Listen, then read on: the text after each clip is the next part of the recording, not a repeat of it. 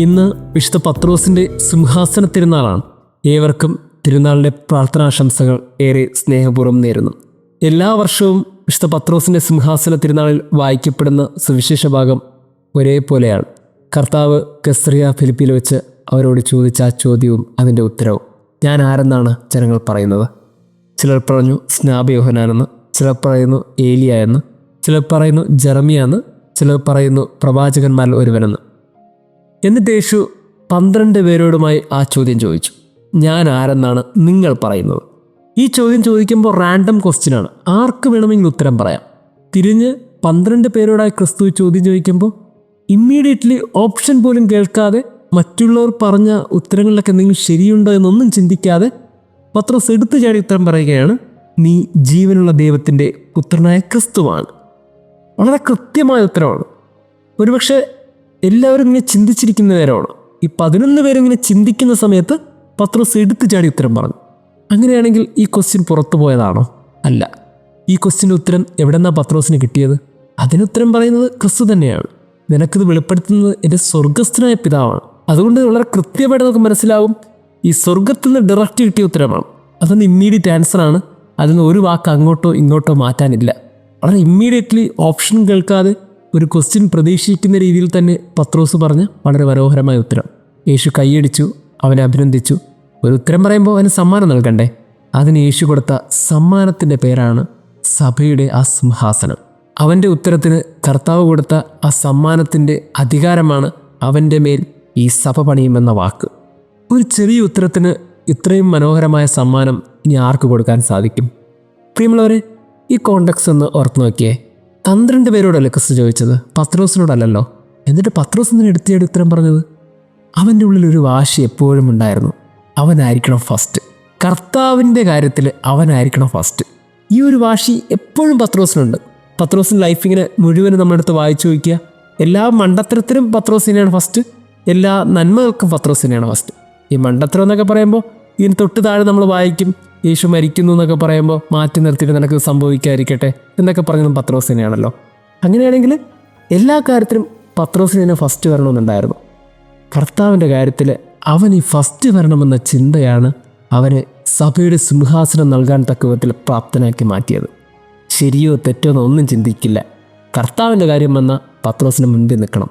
പ്രിയമുള്ളവരെ, ഈ ചിന്തയാണ് പത്രോസിനെ മറ്റുള്ള 11 പേരിൽ നിന്ന് വ്യത്യസ്തനാക്കിയിട്ടുള്ളത്.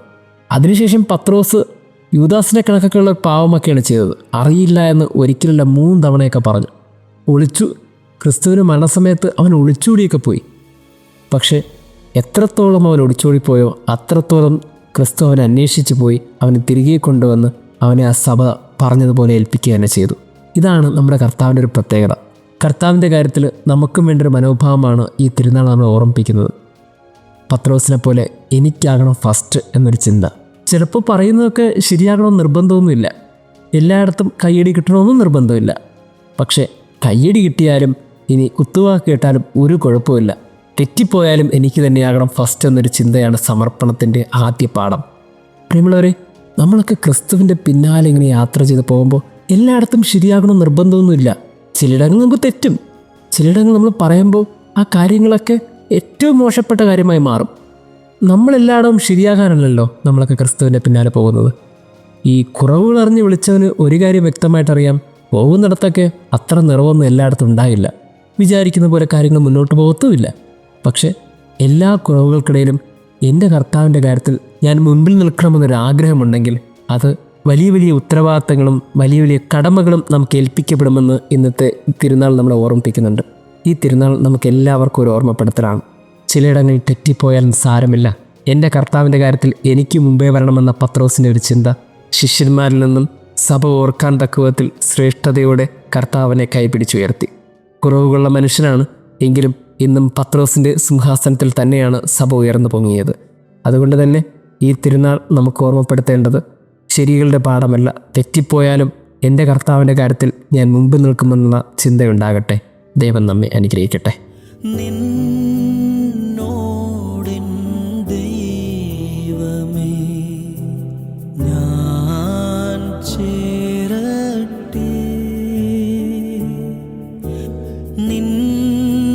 ക്രൂശു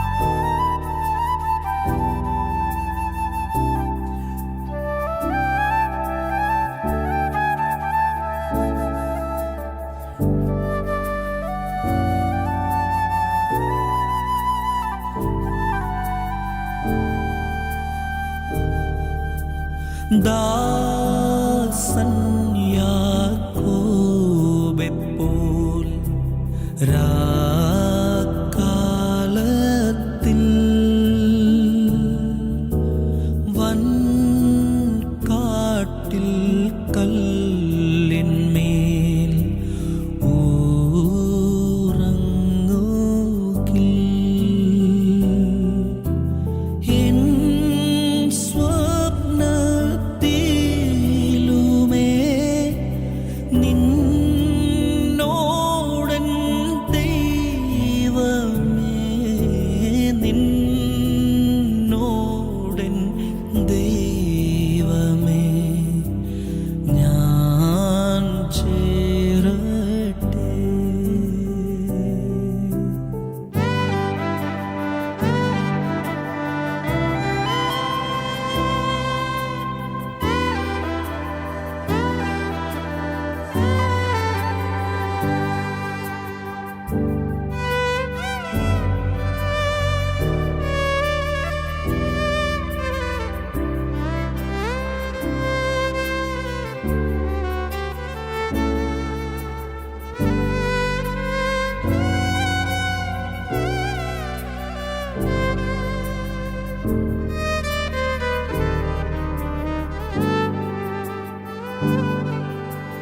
നീ എന്നെ നടത്തും പാതയെല്ലാം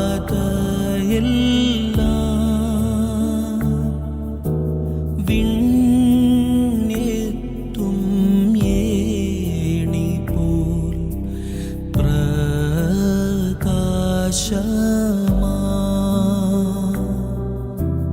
ദൂതർ വിളിക്കുന്നു നിന്നോടൻ ദൈവമേ, നിന്നോടൻ ദൈവമേ, ഞാൻ ചേരട്ടെ. ഈ കുറവുകൾ അറിഞ്ഞ് വിളിച്ചവന് ഒരു കാര്യം വ്യക്തമായിട്ടറിയാം, പോകുന്നിടത്തൊക്കെ അത്ര നിറവൊന്നും എല്ലായിടത്തും ഉണ്ടാകില്ല, വിചാരിക്കുന്ന പോലെ കാര്യങ്ങൾ മുന്നോട്ട് പോകത്തുമില്ല. പക്ഷെ എല്ലാ കുറവുകൾക്കിടയിലും എൻ്റെ കർത്താവിൻ്റെ കാര്യത്തിൽ ഞാൻ മുൻപിൽ നിൽക്കണമെന്നൊരാഗ്രഹമുണ്ടെങ്കിൽ അത് വലിയ വലിയ ഉത്തരവാദിത്തങ്ങളും വലിയ വലിയ കടമകളും നമുക്ക് ഏൽപ്പിക്കപ്പെടുമെന്ന് ഇന്നത്തെ തിരുനാൾ നമ്മളെ ഓർമ്മിപ്പിക്കുന്നുണ്ട്. ഈ തിരുനാൾ നമുക്ക് എല്ലാവർക്കും ഒരു ഓർമ്മപ്പെടുത്തലാണ്. ഉണർന്നു ഞാൻ നിന്നെ സ്തുതിച്ചിടും,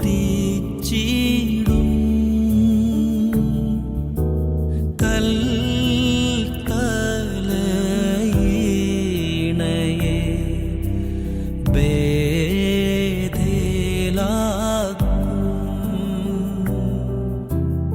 എൻ തുമ്പത്തിലുമേ നിന്നോടൻ ദൈവമേ, നിന്നോടൻ ദൈവമേ, ഞാൻ ചേർന്നിടും.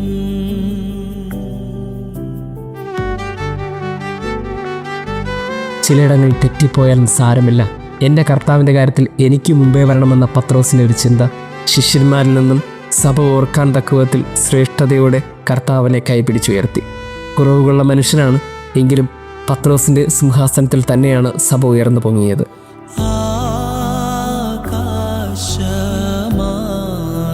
ആകാശമാർഗമായി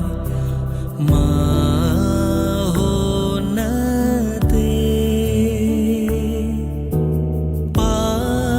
പറന്നു പോകിലും സന്തോഷമേ,